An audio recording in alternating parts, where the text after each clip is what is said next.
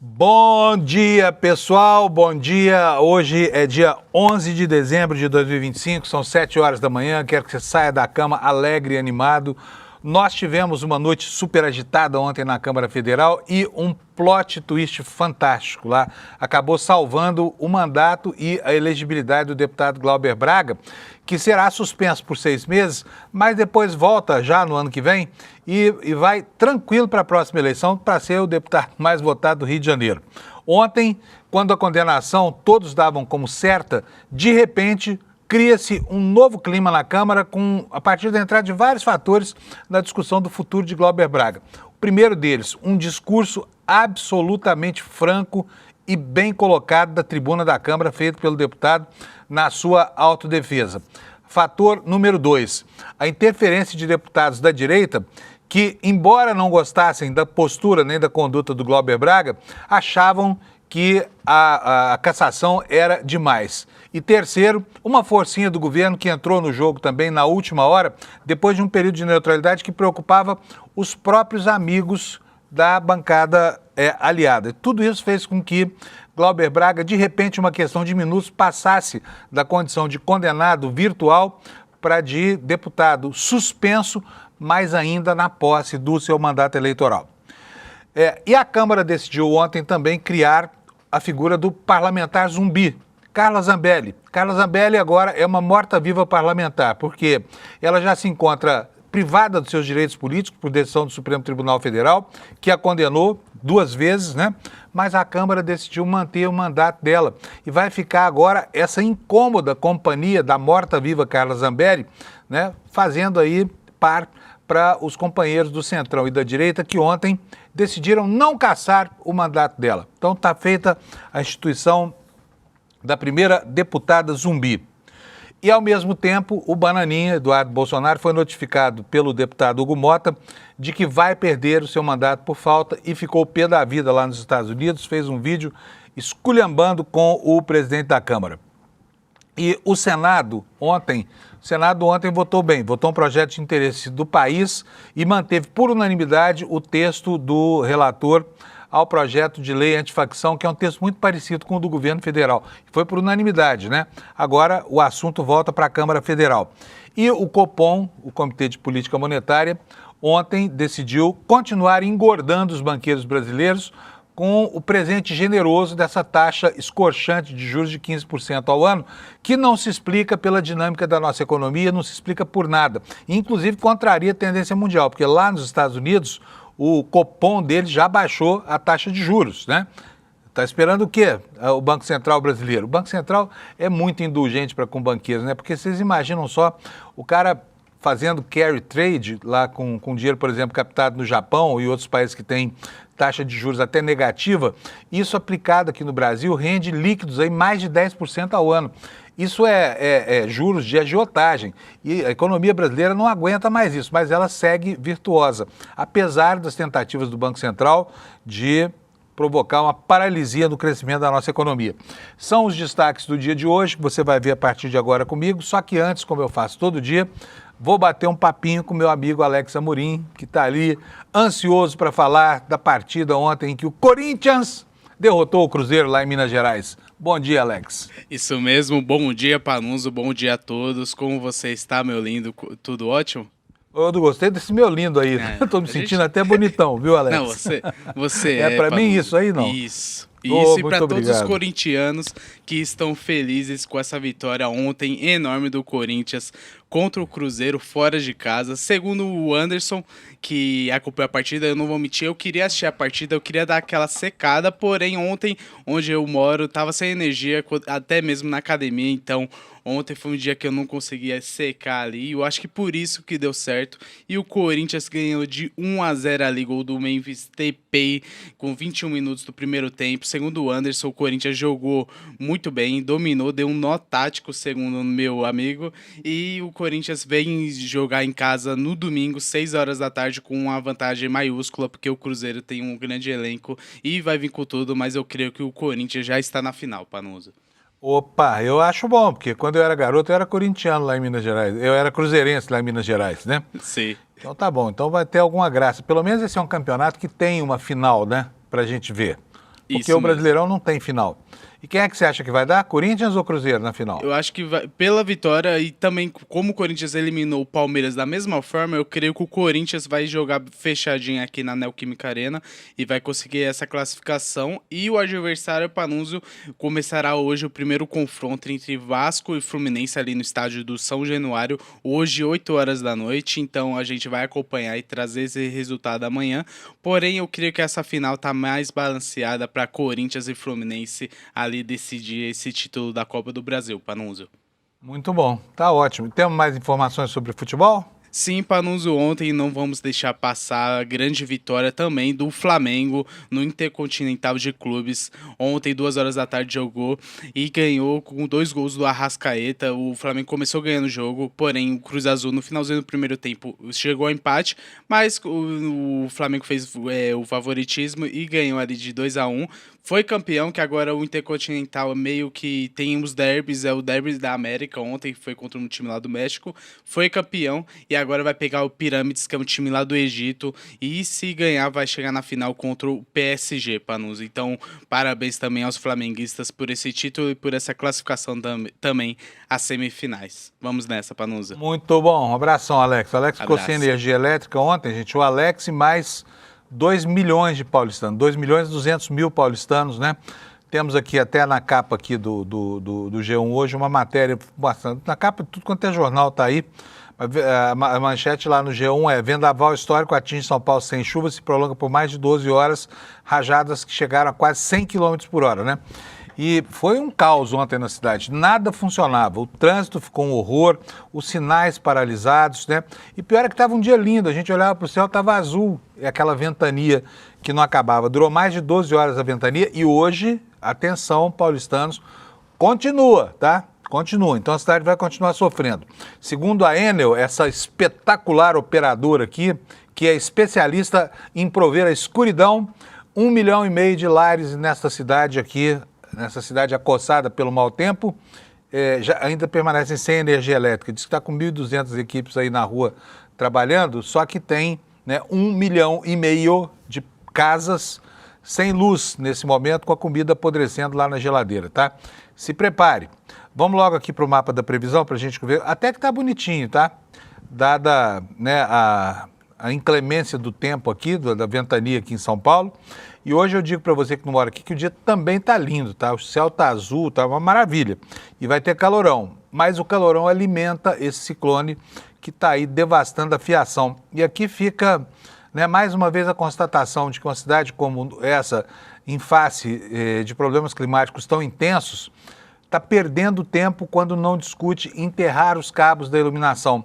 Muito mais tendo a oportunidade agora, diante do processo de renovação da concessão da Enel, de começar a pensar em obrigar essas distribuidoras que ganham bilhões a enterrar os cabos para acabar com a vulnerabilidade, porque não é possível uma vida tão atribulada assim toda vez que bate um pé de vento por aqui em São Paulo, tá bom?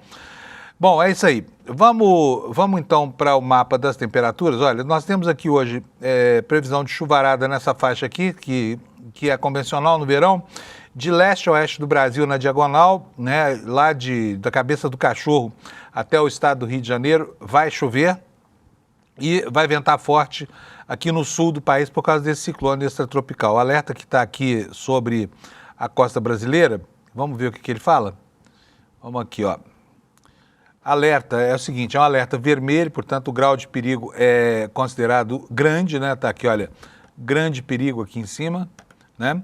E ele está dizendo, intensificação de ventos nas regiões litorâneas, movimento de dunas de areia sobre construções na orla, né? Fala para o pessoal aqui do litoral do Rio Grande do Sul inteiro ficar atento a esses fenômenos aqui, tá bom? E eu vou agora voltar aqui para o mapa da previsão, porque a gente tem as temperaturas nas cidades hoje, né? Cadê o mapa da previsão? Estou perdidão aqui. Vamos lá, olha, hoje, vocês vão me desculpar, mas isso aqui é o Instituto Nacional de Meteorologia, tá? Estão com problema lá no mapa deles e as capitais e o mapa não aparecem, mas eu vou aqui mesmo, vamos lá. Olha, Porto Alegre hoje vai ter poucas nuvens com 19 graus, Florianópolis 28 graus de máxima, sol também, Curitiba 25 graus Celsius, também dia claro por lá, a mesma coisa em São Paulo, onde a temperatura hoje vai ser um dia de calor aqui, hein? 30 graus é a previsão. No Rio de Janeiro, a previsão é de tempo nublado, 33 graus de máxima, calorão do verão já se fazendo sentir. Em Vitória, 32 graus com pancadas de chuva. Aí nós temos Belo Horizonte para fechar o sudeste com máxima de 28, também previsão de trovoadas ao longo da tarde por lá. Vamos agora para a região centro-oeste. Você não está vendo o mapa, mas tudo bem, acredite em mim, tá? É o mapa do INMET. Campo Grande vai ter nuvens, 32 graus. Em Cuiabá, 32 graus de temperatura também. Pancadas de chuva e trovoadas isoladas. Goiânia terá 28 graus, também chove por lá. E em Brasília, também para alívio lá dos candangos, meus amigos, Brasília terá 24 graus, também com a possibilidade de chuva, né? E agora a região norte do país. Deixa eu afastar aqui um pouco o não mapa do INMET aqui, para a gente poder ver as temperaturas aqui nas capitais que ficam mais a oeste. Rio Branco terá 31 graus, pancadas de chuva. Porto Velho terá 32 graus, também chove por lá. Manaus, 34, Boa Vista, 34 graus, não chove em Boa Vista. Em Macapá pode chover com 32 graus e em Belém do Pará, 33 graus, trovoadas isoladas. Em São Luís do Maranhão, 32 graus de máxima, nuvens apenas. Em Teresina, Forninho do Brasil, 38 graus. Vamos ver Palmas aqui logo, para a gente não esquecer. Palmas terá 30 graus de temperatura, também chove por lá. E aí as capitais do litoral do Nordeste mais a leste, todas elas com tempo bom e algumas nuvens no céu, tá? Fortaleza terá 31 graus, João Pessoa 32, aqui ó, falei de novo João Pessoa, tá? Em Recife 32 também, Maceió também 32, Aracaju 31 e Salvador 32 graus. Eu falei de Vitória? Falei, né? Lá pra frente. Então tá aí, essa é a previsão pro dia de hoje. O pessoal aqui em São Paulo que se acautele, o pessoal lá no litoral do Rio Grande do Sul que se acautele também, tá? Gente, daqui a pouquinho nós vamos ter o Kleber Lourenço explicando para nós sobre os meandros das articulações que tinham por objetivo compor o clima para a votação daquele indecoroso projeto de dosimetria defendido pelos golpistas de 2016, Temer, Aécio e Paulinho da Força, tá? E também a Amanda Miranda vai contar para nós como é que andam as injunções lá em Santa Catarina, onde o Carluxo está com uma situação complicada eleitoral lá, viu? Vai enfrentar uma máquina de votos, que é o tradicionalíssimo político conservador Espiridião Amin, e deve enfrentar a mulherada do PL, que aliás está debandando o partido por causa da chegada do Carluxo por lá. Mas eu vou agora mostrar para vocês aqui a capa do ICL. Olha só a nossa manchete principal hoje, o Chico, o nosso editor, sempre preciso com as palavras aqui, poucas palavras e muito significado. Glauber fica, deputado é suspenso, mas mantém o mandato. E foi um placar estonteante, 318 votos que aprovaram a aplicação de uma pena de suspensão do mandato, mas impediram a cassação desse mandato, que implicaria um período de inelegibilidade de 8 anos, para talvez aquele parlamentar mais aguerrido e atuante do Brasil, tá? E a gente vai contar daqui a pouco toda a história do plot twist fantástico que aconteceu durante a sessão. Temos outros assuntos aqui. Lá no Rio de Janeiro, os fichas sujas da Assembleia Legislativa partiram para cima dos deputados de esquerda que votaram contra a saída da cadeia do presidente da Alerj, o Bacelar, aquele que deu a pista para que o TH Joias, que era o fornecedor de armas para o Comando Vermelho, fugisse da Polícia Federal, tá? Então, lá no Rio, é isso. É a banda podre da política que está partindo para cima da banda limpa, tá bom? E, enquanto isso, o presidente da Assembleia Legislativa conta aqui para nós esta segunda manchete pequenininha aqui, que vou até aumentar aqui para você ver comigo também. O Rodrigo Bacelar tirou uma licença de 10 dias do mandato por assunto particular, né? Esperava-se uma renúncia, que não houve, tá? Vã esperança, porque uma pessoa com esse perfil não vai se dar ao luxo, né, de uma atitude de honra e dignidade e renunciar ao mandato que foi pego com a boca na botija numa situação horrorosa dessa, né? Outra manchete, pautados por Mota, cassações e anistia, pegaram líderes da Câmara de surpresa, né? O coronel de Patos, na Paraíba, aí, o minúsculo Hugo Mota, presidente da Câmara, de repente faz articulações dentro do seu gabinete sem dar conhecimento a ninguém, né? Isso tem tumultuado a pauta parlamentar, como a gente viu nos últimos dias, né? No nosso site nós temos também um texto do Lula Costa Pinto, que vai estar com a gente amanhã, contando como é que foi o acordão que redundou no tal do projeto da dosimetria, aquele projeto de anistia disfarçado do Paulinho da Força, que vai reduzir para 1/10 a pena de delinquentes como Jair Messias Bolsonaro, por exemplo, o crápula que tentou golpear o Brasil, tá? E as relações na Câmara entre Hugo Mota e os jornalistas estão péssimas, não poderia deixar de ser, depois que o imperador de Patos resolveu retirar os jornalistas de plenário, né, 2 vezes num dia só, ontem, aliás, de anteontem para ontem, e ontem repetiu a cena, tá? Repetiu a cena mais uma vez. Então as relações entre imprensa e presidente da Câmara estão num momento muito complicado, tá? Aqui nas manchetes secundárias, informação de que a Justiça suspendeu benefícios durante a prisão de Jair Bolsonaro e mais uma denúncia exclusiva aqui do ICL Notícias, gravíssima. Mais uma desse ministro chamado Toffoli, tá? O que fez o Toffoli agora? Viajou para Ourinhos, no interior de São Paulo, em um jato que estava a serviço do PCC, tá? Um ministro do Supremo, um dos ministros mais insidiosos do Supremo, talvez o mais insidioso, dentro do avião, né, pilotado pelo piloto do PCC, que, mais uma vez, mostrou quão complicada e grande é a imbricação entre instâncias de poder e o crime organizado do Brasil. E aqui, por último, nós temos aqui a informação sobre a decisão do Copom de continuar aquinhoando os rentistas e os especuladores brasileiros com essa abençoada taxa de 15% de juros ao ano, quando a inflação no Brasil caminha celeremente para o centro da meta. São os assuntos sobre os quais nós vamos falar hoje, e eu vou começar logo pela nossa segunda manchete, porque daqui a pouquinho eu vou contar para vocês a história inteira do plot twist de ontem lá na Câmara Federal, que acabou transformando um deputado virtualmente cassado em alguém livre para continuar a sua carreira política, até porque faria muita falta. Enquanto isso, vamos ver o que está acontecendo lá no Rio de Janeiro.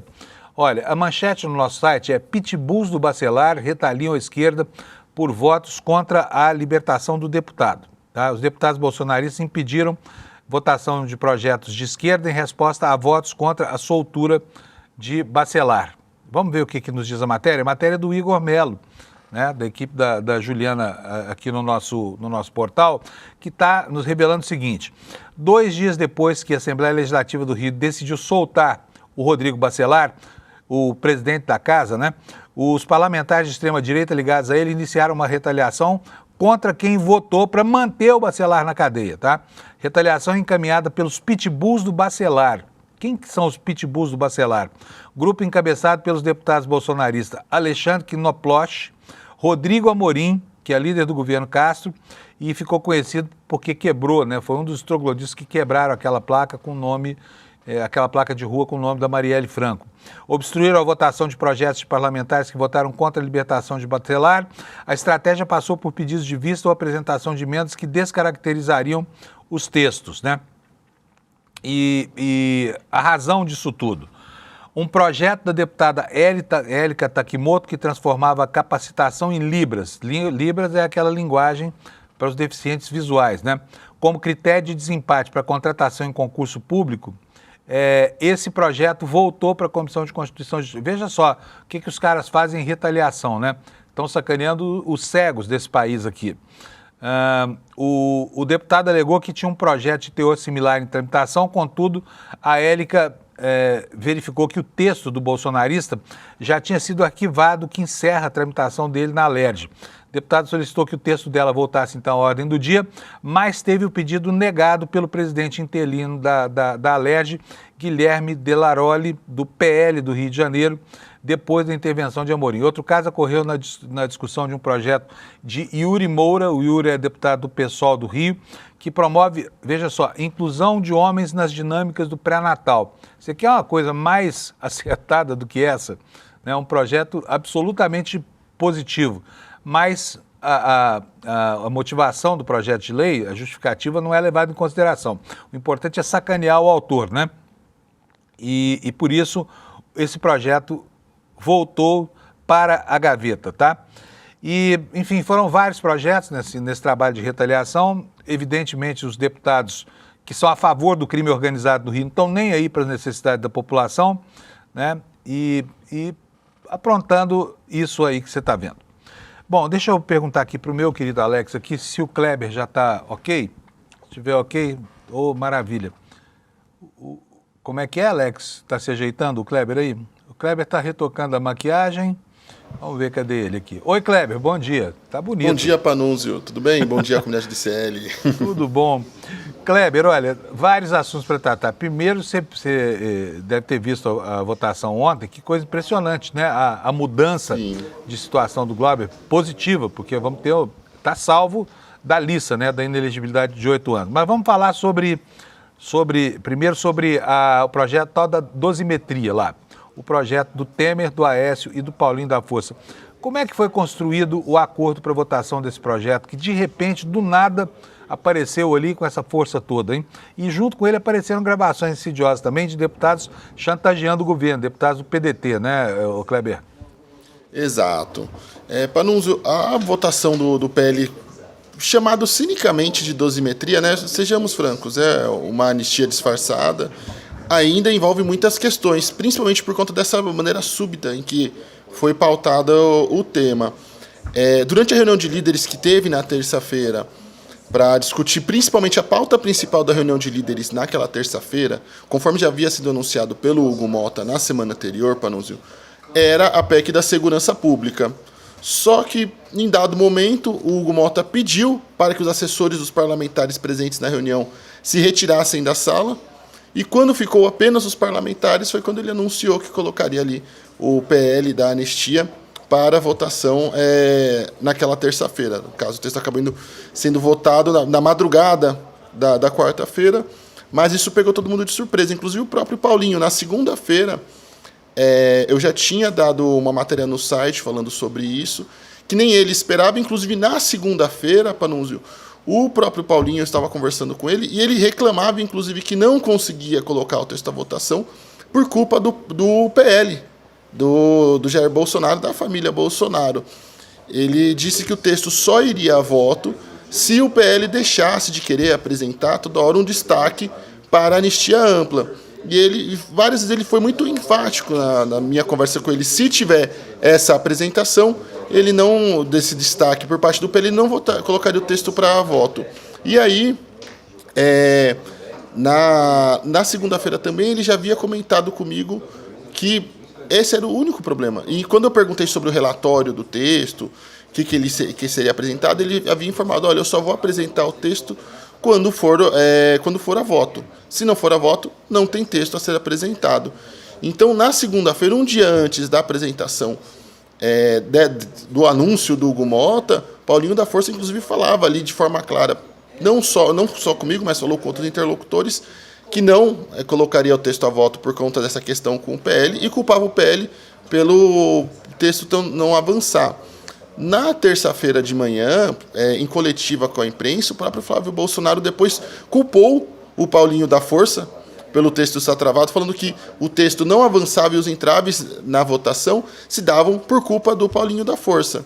Depois eu até conversei com o Paulinho na terça-feira de manhã mesmo, sobre essas alegações do Flávio, e ele rebateu, inclusive, falando, olha, a gente chama o Flávio para conversar e ele não vem conversar e fica falando bobagem. Até dei em matéria isso também.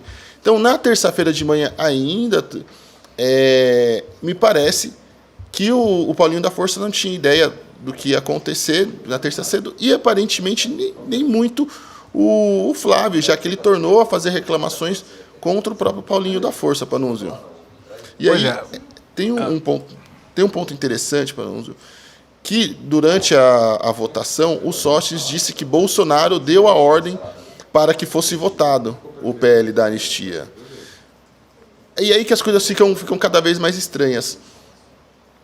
Se a ordem foi dada, ela foi dada na terça-feira de manhã, então na primeira visita do Flávio Bolsonaro, ao que me parece um tanto quanto difícil, já que de manhã o próprio Paulinho da Força, assim como outros, falavam que não havia sido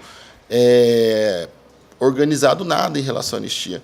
Teria sido, então, talvez, na própria sexta-feira, dia 7, quando que foi na mesma reunião, no mesmo encontro que Flávio teve com Bolsonaro e depois ele saiu anunciando a candidatura, porque se foi isso, na segunda-feira, quando o Hugo Mota se encontrou com Gleisi Hoffmann e membros do governo para acertar a pauta da semana na Câmara, ele já sabia sobre essa questão da anistia e nada falou, ficou quieto. Ou pior, Sóstenes está mentindo e Bolsonaro não disse nada.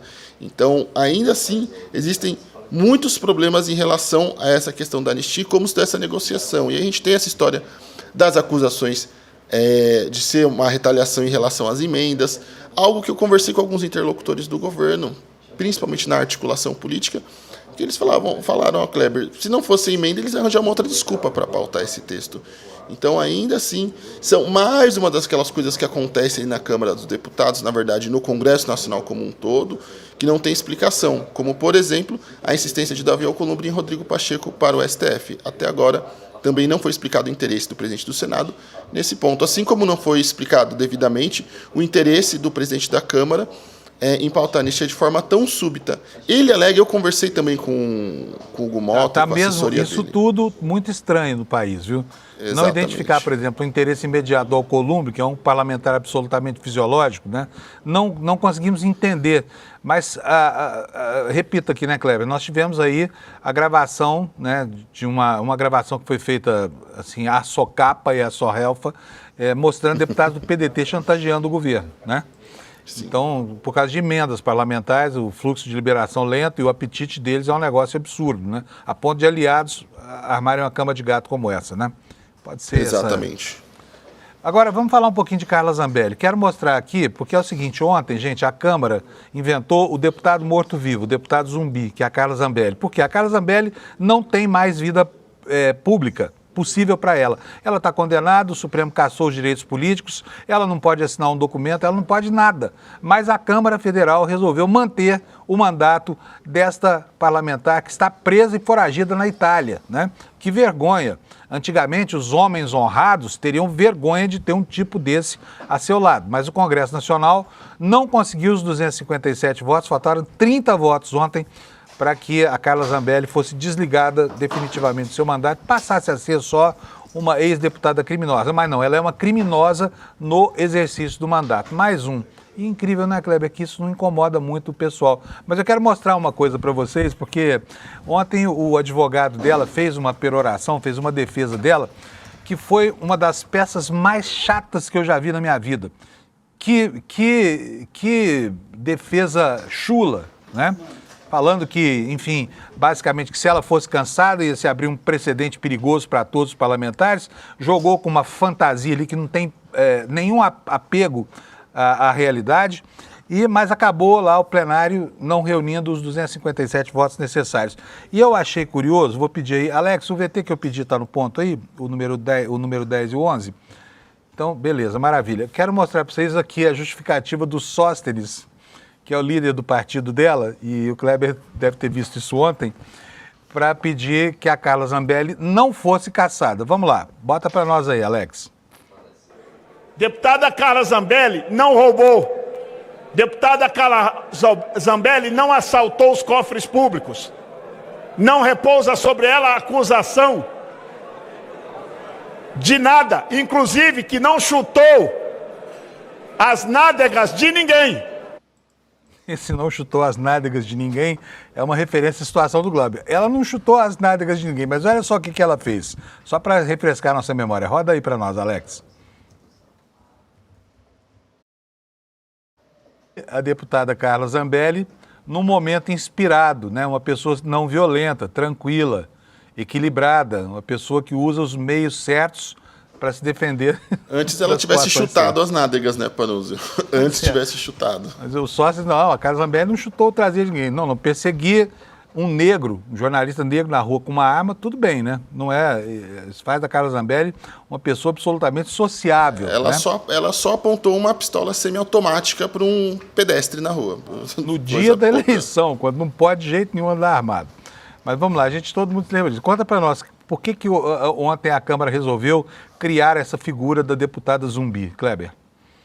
Olha, para começar, já fica claro que a Câmara dos Deputados agora tem uma deputada presidiária, né? Já temos o país ali, o Brasil, o país das coisas exóticas, cria mais uma figura exótica.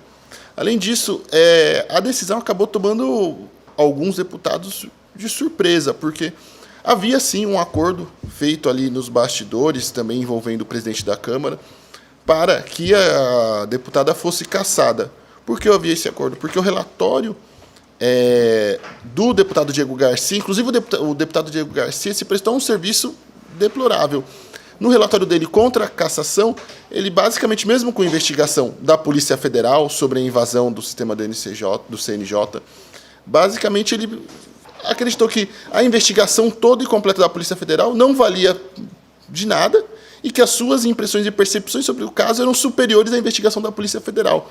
E no seu relatório ele era contra a cassação. Esse relatório foi derrotado na CCJ da Câmara dos Deputados e já automaticamente foi eleito um novo relator para esse caso, o deputado Cláudio Cajado, que assim que assumiu a relatoria já apresentou de pronto um texto, já tinha um texto pronto, recomendando a cassação da deputada, e esse relatório foi aprovado por 32 votos a 2 na Comissão de Constituição e Justiça da Câmara dos Deputados. Então, ali, tendo envolvimento de Hugo Malta, tendo envolvimento de outras figuras da Câmara dos Deputados, havia uma certeza de que essa cassação ia acontecer. Alguns parlamentares com que eu conversei culpam, inclusive, o horário da votação, já a madrugada dentro, já era o segundo dia de votação na madrugada, e que isso teve um quórum baixo ali, um pouco próximo dos 400 deputados, um pouco menos que isso, se eu não me engano, e que isso teria prejudicado a votação. E aí permitiu agora que o Brasil tenha não só uma deputada presidiária que está presa em outro país, na Itália, e que inclusive está aguardando extradição para o país. Isso é tão absurdo quanto o período que a gente teve ali a Câmara se resistindo a fazer a cassação, por exemplo, de Chiquinho Brazão, que é o mandante, segundo a Justiça, do assassinato da vereadora Marielle Franco. Pois é, Kleber, maravilha. Obrigado, viu, pelo relato aqui mais uma vez. É isso aí, gente, o país das idiosincrasias, né? Valeu, Kleber. Até amanhã. Espero você aqui de novo. Panunzio. O pessoal está adorando você aqui, viu, Kleber? Maravilha. Vou Obrigado. voltar mais, então. Tchau, tchau. Maravilha. Gente, agora vamos contar a história dessa virada fantástica que aconteceu ontem lá na Câmara dos Deputados. Foi algo impressionante, porque o Glauber entrou na sessão derrotado e saiu de lá ovacionado pelos colegas, embora tenha merecido uma punição de 6 meses, né, porque agrediu, e isso está errado, agrediu o militante provocador lá do MBL, ele se salvou da inelegibilidade e ele daqui a 6 meses retoma o mandato como deputado federal no gozo pleno das suas prerrogativas. Acabou o fantasma da cassação. Como é que o plenário da Câmara, de repente, passa de uma situação de condenação virtual a essa absolvição por 318 votos? Absolvição não, essa condenação é uma pena menor, de 6 meses de suspensão do mandato, né? Como é que foi que isso aconteceu? E foi muito rápido, quem não prestou atenção ontem ao finalzinho da sessão acabou ficando perdido. Vou mostrar para vocês quais foram os fatores que intervieram nessa decisão da Câmara.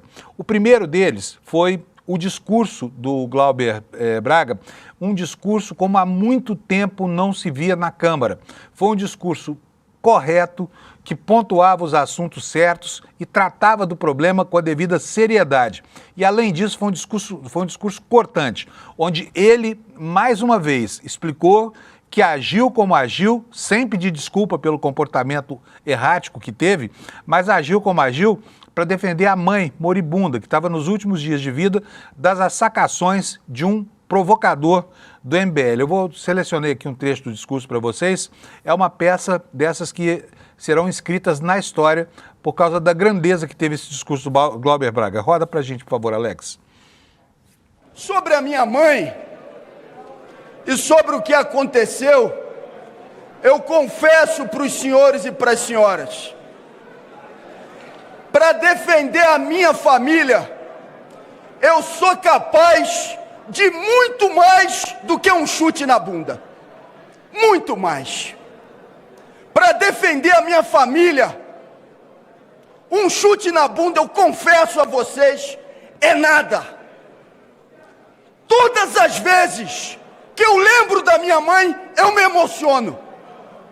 Minha mãe, uma mulher honrada, que cavou o chão com as unhas. Aquele pobre diabo que por 7 vezes me atacou em espaços públicos e na 5ª vez falou o que falou da minha mãe, não sabia o que estava dizendo. Não sabia. Ele não está mais na minha cabeça. E eu nem carrego mais mágoa em relação àquele pobre diabo. Não carrego.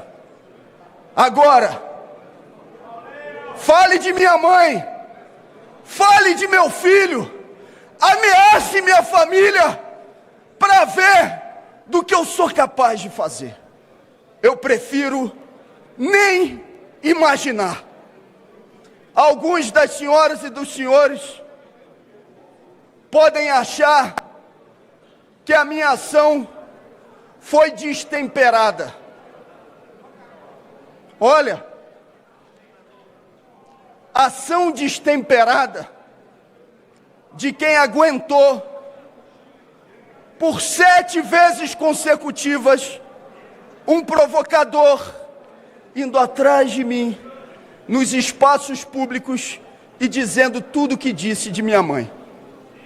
Eu não posso, senhores e senhoras, pedir desculpas por defender uma mulher honrada que naquele momento não podia se defender pessoalmente porque estava com Alzheimer e que veio a falecer alguns dias depois. Não, eu não posso pedir desculpas. E nem posso dizer, mentindo, para as senhoras e para os senhores, que me arrependo do que fiz. Pela minha família, eu sou capaz de muito mais do que um chute na bunda.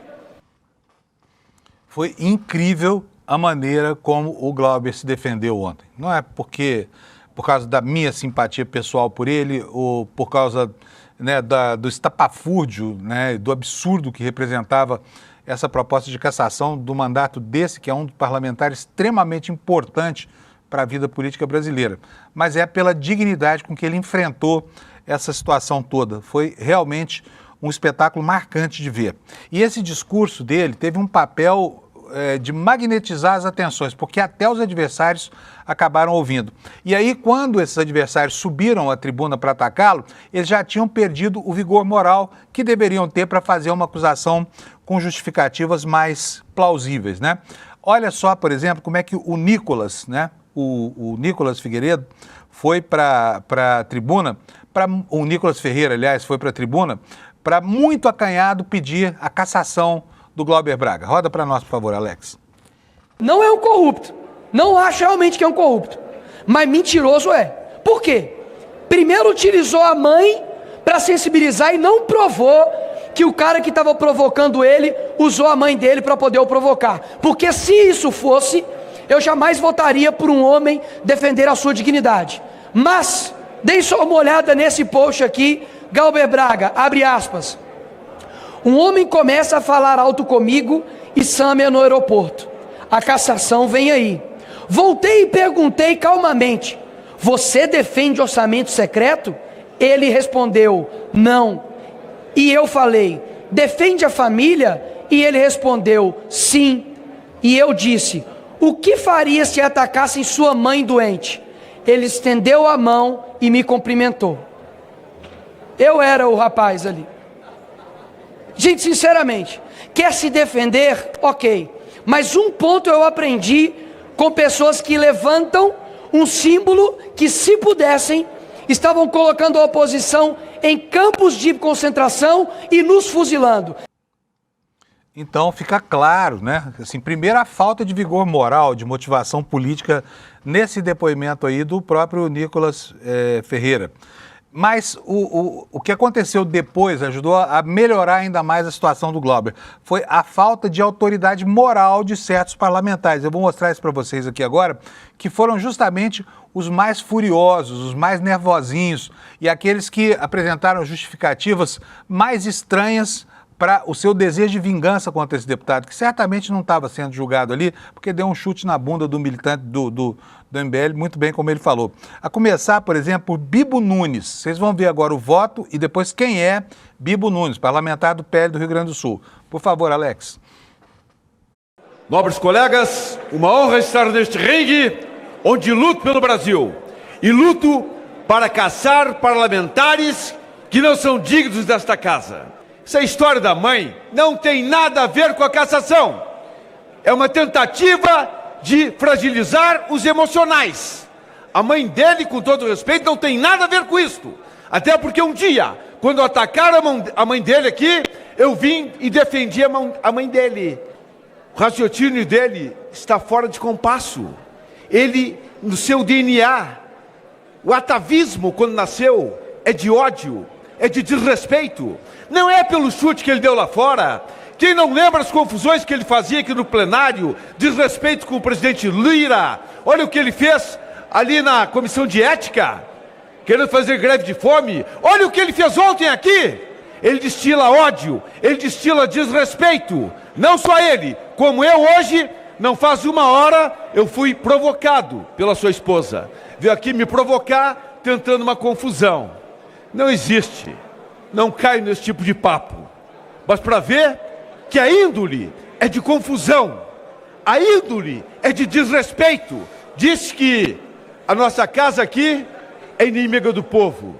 É um cidadão que não merece continuar. Glauber Braga tem que estar afastado. Longe é perto. Cassação imediata a Glauber Braga pelo bem e o respeito desta casa e de todos nós parlamentares. Eu fico até emocionado de ver alguém falar como esse deputado sobre respeito e sobre violência. Ele falou destila ódio, má índole, usou todos esses adjetivos aí. Vamos ver quem é esse cara, Bibo Nunes, só para lembrar o que ele fez lá para trás, falando a respeito de alunos de uma universidade federal no estado dele, no Rio Grande do Sul. Esse pacificador chamado Bibo Nunes desejou que eles morressem queimados. Olha só. Esses são os alunos da Universidade Federal de Santa Maria que foram protestar Viva Lula, Lula lá. Vocês são a vergonha, a escória do mundo. Vocês têm que viver no lixo, no esgoto, porque vocês produzem nada. Vocês são uns coitados, uns miseráveis. É isso que vocês são. É o filme Tropa de Elite. Sabe o que aconteceu? Olha o filme 1. Pegaram aqueles coitadinhos, que coitadinho, aqueles riquinhos, ajudando o pobre, se deram mal, queimaram vivo dentro de pneus. Queimaram vivo dentro de pneus. E é isso que esses estudantes alienados, filhos de papai que tem grana, merecem. E aí fala, como é que um cara como esse vai falar de espírito pacificador, não é mesmo? Outro estrupício desses aí que sustentaram a posição que depois não se manteve foi o delegado Bilinski. Aquele mesmo, você conhece lá de trás. Olha só o que ele falou na tribuna e depois nós vamos lembrar o que ele fez, o pacificador Bilinski. Bota para nós, Alex, por favor. Os seus militantes do PSOL estavam me xingando ali, ó, na entrada. Eu tinha todo o direito, segundo o seu argumento, o argumento do Glauber, eu teria todo o direito de surrar todos eles. Todos. Merecidamente. Senhor presidente, não o fiz. Da mesma forma que eu exerço autocontrole quando fica aquilo ali, ó. Aquele comportamento de provocação, aquilo ali, ó. Eu queria que a câmera mostrasse, tá? Aquele tipo de comportamento, eu me controlo, presidente. Faz 3 anos vou continuar me controlando, tá? Delegado Bilinski, notório misógino, agressor, né, de jornalistas, envolvido no episódio terrível da morte da própria namorada.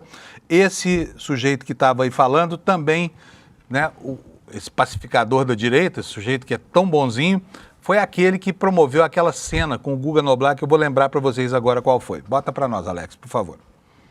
Você tem ideia do que está acontecendo com o país ou você só faz propaganda? Tenho muita ideia, muita ideia. Não, porque você está só fazendo propaganda do Lula. Tem a ver o Lula. Você, Lula é o democrata. Você, então. presta atenção, você é a tchutchuca do Lula. E você é a tchutchuquinha do Bolsonaro. Do jeito que você tava lá no banheiro da Smart Fit, você tá lá, ó, Nossa. no Lula. Olha, sabe por quê? Você não precisa me empurrar, não. Eu sei que você tem. Que tá me Não empurrando. precisa me empurrar, não. Você sabe que eu nunca vou brigar com você. É claro que não. Até porque você. Porra. Se você faz o que faz em mulher, imagina o que você faria O comigo. que eu faço em mulher? Né?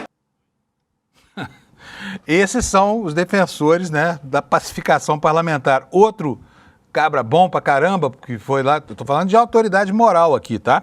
Só pra vocês verem como é que é o comportamento desses sujeitos. Maurício Marcon, do Podemos do Rio Grande do Sul. Olha só o que ele falou no tribuna, depois eu vou dizer pra vocês quem ele é. Bota aí pra nós, por favor, Alex. Quem tem dó é piano. Quem vai caçar a Glauber não é a oposição. Quem vai caçar a Glauber é a própria régua moral deles. Se eles pudessem, pelos valores deles, pela régua deles, caro colega Jordi, colocariam nós num paredão e fuzilariam. Mas eles querem ser absolvidos por nós. Não, senhor! A direita não é idiota! A direita não é boba! Nós não caímos mais no papinho de vocês. Alguém aqui tem dúvida que se esse desequilibrado tivesse uma faca, teria matado aquele menino aquele dia? Ah, Marcon, mas ele não fez isso. Pois é, mas o mesmo Glauber é favorável à prisão do presidente Bolsonaro, que não deu um golpe e sequer pensou em dar. De novo, repito aqui, faltou autoridade moral. Sabe quem é esse cara? Alex, põe na tela pra gente. Maurício Marcon perdeu o mandato porque foi condenado pelo Tribunal Regional Eleitoral, já em segunda instância, porque o partido dele no Rio Grande do Sul fraudou a cota de mulheres, tá? Olha aí, ó, tá aí pra você, cassado o diploma desse cara. Portanto, ele estava fazendo hora extra na tribuna. Esse sim não volta para lá tão cedo. Pode tirar, por favor, da tela, porque a gente vai continuar. As coisas começaram a mudar quando, de repente, os próprios parlamentares de direita, alguns que não são propriamente bolsonaristas, passaram a perceber que a punição não cabia, ainda mais em face do discurso do Glauber lá. E a grande virada aconteceu no momento em que o deputado Pinato, daqui de São Paulo, de repente disse que, embora não gostasse do Glauber, nem aprovasse sua atitude, achava que aquela punição não tinha sentido. Roda para nós, por favor, Alex. Eu não concordo com a penalidade do Eduardo, do deputado Glauber. Nós sabemos que existe uma rivalidade, ele não constrói, mas o parlamento é plural, senhor presidente. Eu não sou obrigado a concordar com ele não é nem meu amigo, nem quero a amizade dele, mas eu não quero que dia da manhã, vários parlamentares, que muitos vêm aqui com janelinha para xingar deputado, para se candidatar a deputado depois, muitas vezes provocando, não que ele esteja certo de dar um chute na bunda, mas que nós possamos, senhor presidente, dentro do artigo que eu falei, eu acho que a penalidade de cassação é absurda, mas absolver também não. Que nós possamos ter um projeto de resolução que fala da cassação, e tem dois tipos aí, duas emendas, que fala da suspensão por 6 meses e da questão da inelegibilidade. Vossa Excelência está no momento mais difícil da política brasileira e nós temos que ter paciência. O que o senhor fez com o deputado ontem foi pouco, porque essa cadeira é sagrada e deve ser assim, e deve estar todo mundo avisado, inclusive o PL, que fez essa mesma palhaçada e não foi feita essa mesma pujança.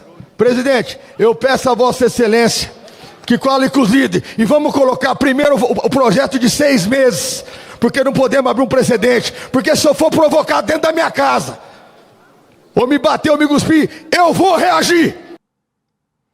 Pois é, depois dessa manifestação, as coisas começaram rapidamente a mudar no plenário, até o momento em que foi aprovado um requerimento de inversão da pauta, prevendo primeiro a votação da pena mais branda, que era exatamente essa de suspensão do mandato por 6 meses. E a partir daí, curiosamente, os deputados da direita que defendiam a aprovação do parecer do Conselho de Ética pedindo a cassação, passaram a pedir a aprovação, pelo menos da pena mais branda, porque senão o Glauber sairia absolutamente livre de qualquer tipo de punição. Vamos ver o momento do recuo, e você viu como eles votaram aí, como desencaminharam a votação. Vejam como minutos depois as posições já tinham mudado.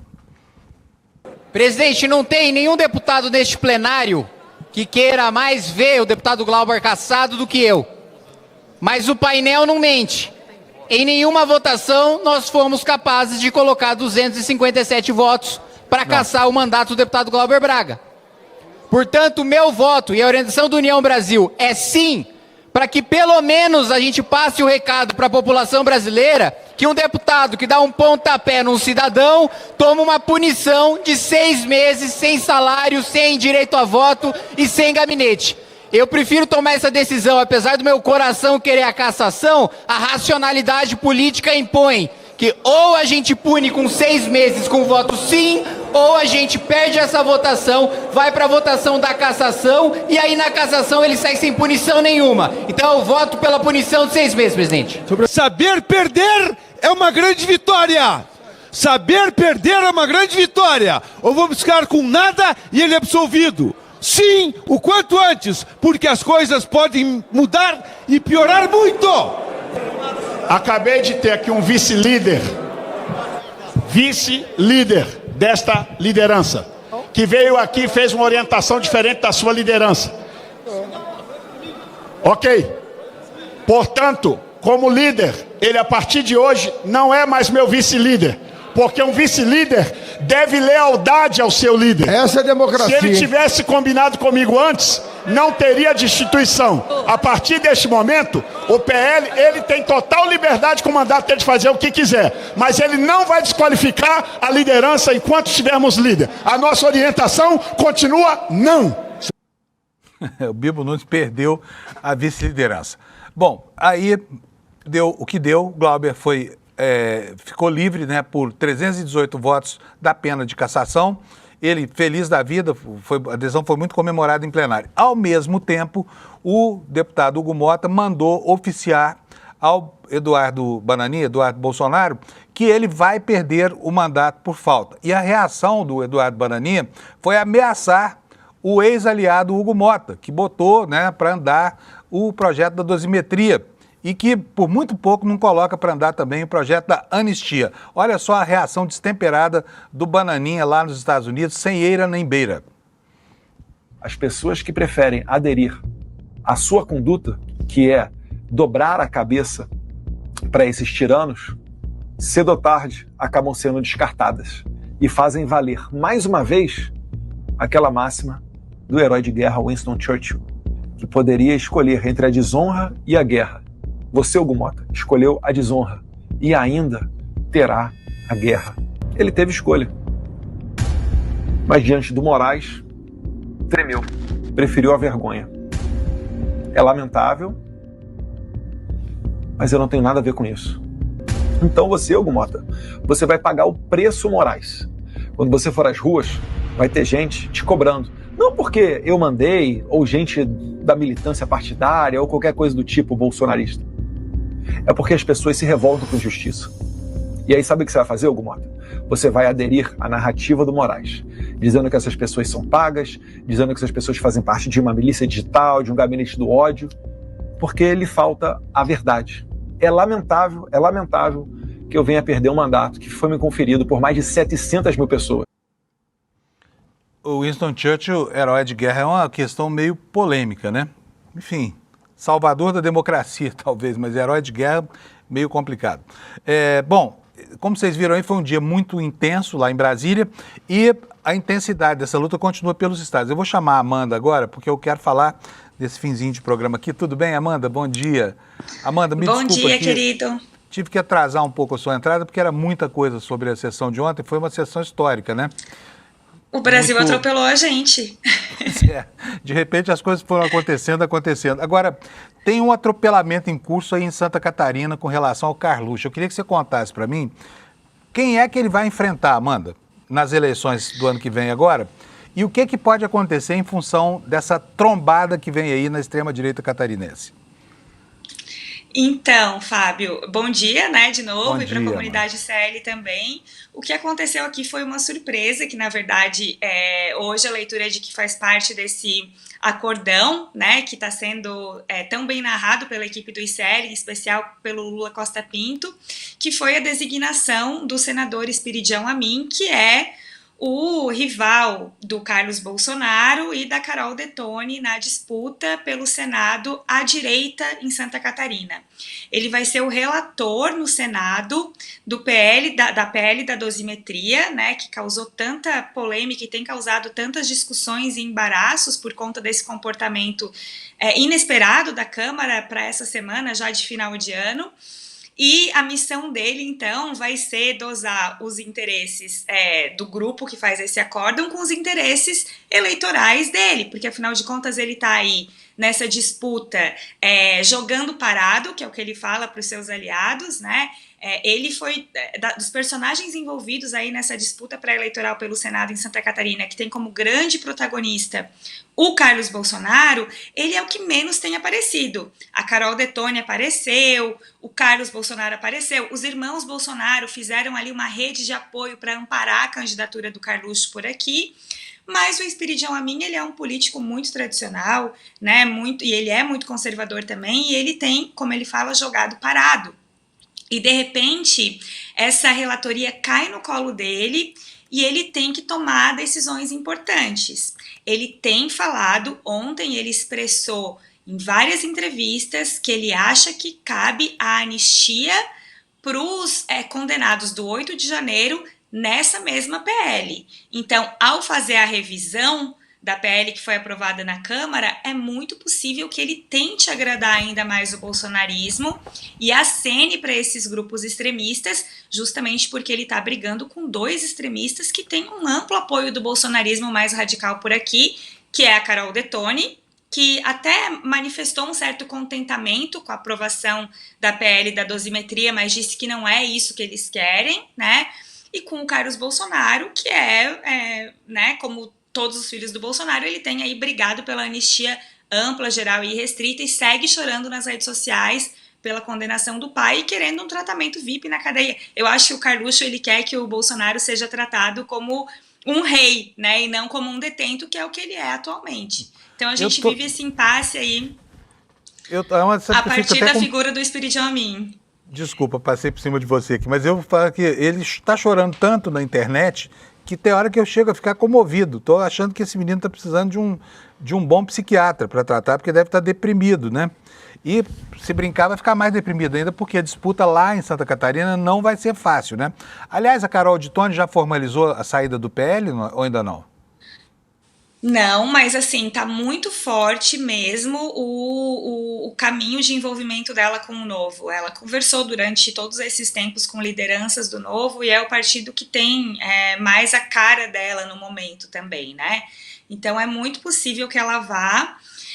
Mas o mais curioso dessa história, Panúzio, também é o fato de que é possível que o Espiridião Amin tenha entrado como relator da PL como parte desse acordão aí, né, que governou, que foi regido por grandes lideranças, por Michel Temer, imagina, né, por pessoas que fazem política há muito tempo junto com o Espiridião Amin, e me parece, lendo os fatos a partir de toda essa apuração do ICL e do Lula, de que ele foi contemplado com esse projeto como para fazer desse projeto um instrumento forte de marketing político e para acenar para a base eleitoral dele a partir do que ele conseguiu obter na relatoria dessa PL. Então eu acho que esse grupo aí que está orquestrando esse acordo também não está muito interessado em ver o Carlos Bolsonaro no Senado no ano que vem, não. A partir de 2027, desculpa. Muito bom. Amanda, olha, brigadíssimo para você, tá? Desculpa o pouco tempo hoje, amanhã ou outro dia, quando você vier, a gente compensa isso, tá bom? Muito obrigado pela informação. Beleza, querido. Beijão para todo mundo. Tchau, tchau. Um beijo, tchau. Bom dia para nós.